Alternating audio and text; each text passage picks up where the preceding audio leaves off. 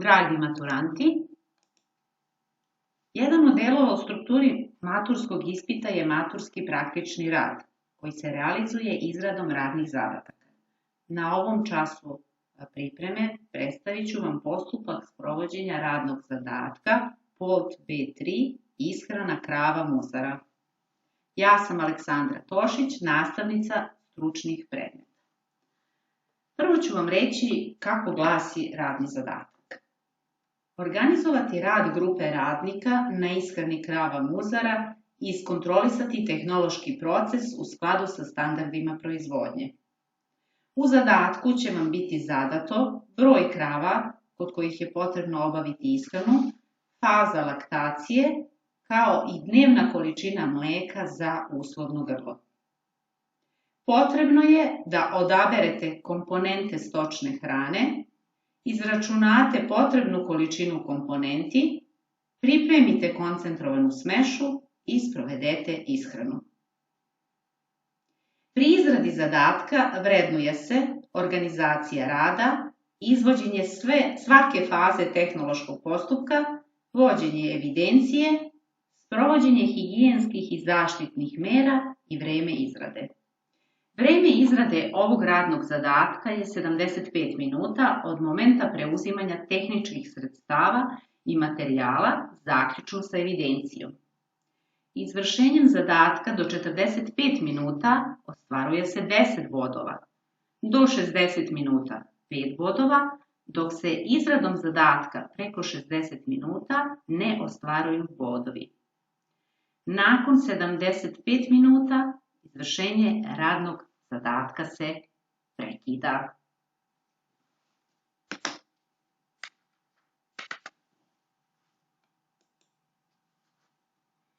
Kao preduslov da bi učenik pristupio realizaciji zadatka je pisana priprema. Pisanu pripremu u 3 primerka učenik predaje komisiji neposredno pre realizacije samog zadatka.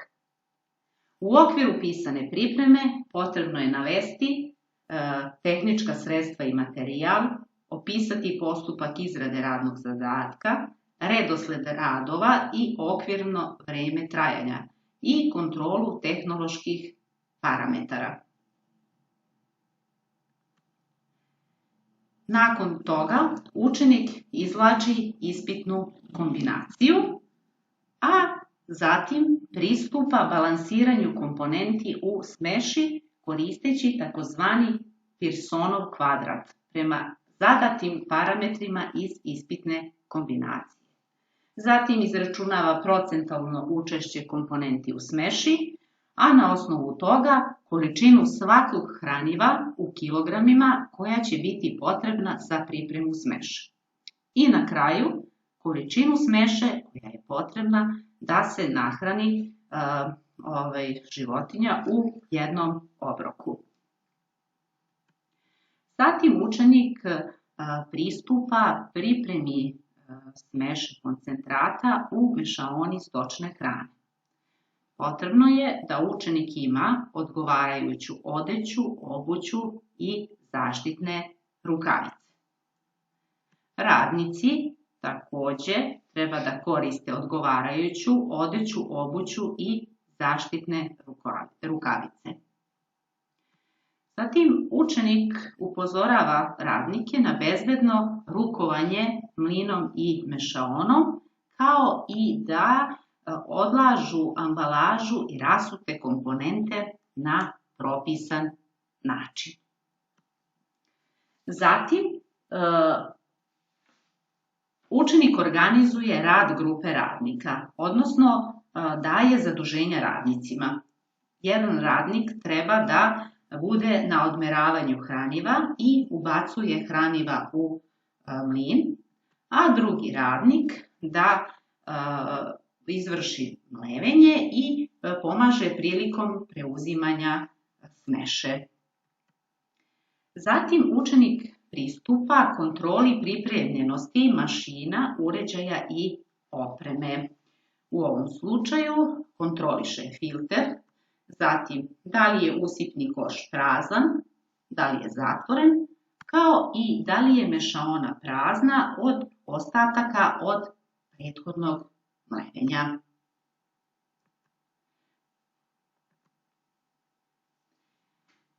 Zatim vrši kontrolu ispravnosti vage, odnosno atest o baždarenosti ili vrši probno odmeravanje.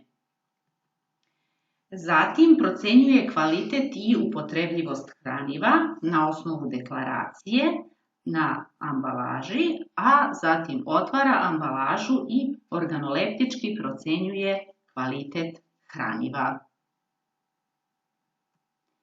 Šta je još potrebno? Da odabere posude za odmeravanje komponenti i konačno može početi priprema smeše.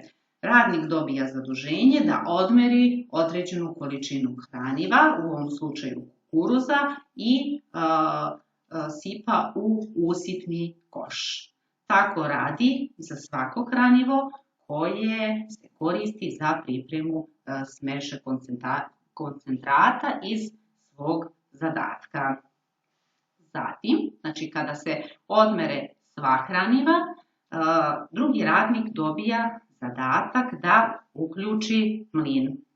Za to vreme učenik prati kako se ide proces mlevenja, odnosno kako se usipni koš prazni. Kada se usipni koš isprazni, radnik dobija zaduženje da uključi mešač. Ovde je važno da navedete koliko minuta će da traje mešanje. Možete reći od 5 do 7 minuta.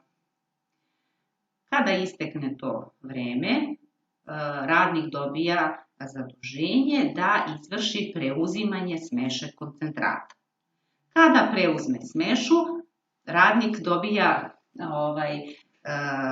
zaduženje da vrši, odnosno da odmeri količinu smeše koja je potrebna za hranjenje, a količinu koju je dobio prilikom proračuna. Nakon toga odlazi u objekat za goveda gde vrši hranjenje životinje. Po završenom hranjenju vraća se u mešaonu i odlaže, po potrebi i čisti pribor koji je korišćen prilikom pripreme smeše i održava higijenu prostora oko mlina i mešaone. Učenik vrši popunjavanje, odnosno vođenje evidencije u stočarskoj proizvodnji popunjavanjem sledećih obrazaca za evidenciju. Unosi podatke o upotrebljenoj količini komponenti i utrošku smeše, izveštaj o radu, nalog magacinu da izda i primi hraniva, karticu utroška hraniva i obrazac o vrsti rada i časovima rada za obračun zarada radnika. Popunjavanjem evidencije u stočarskoj proizvodnji radni zadatak bi bio završen.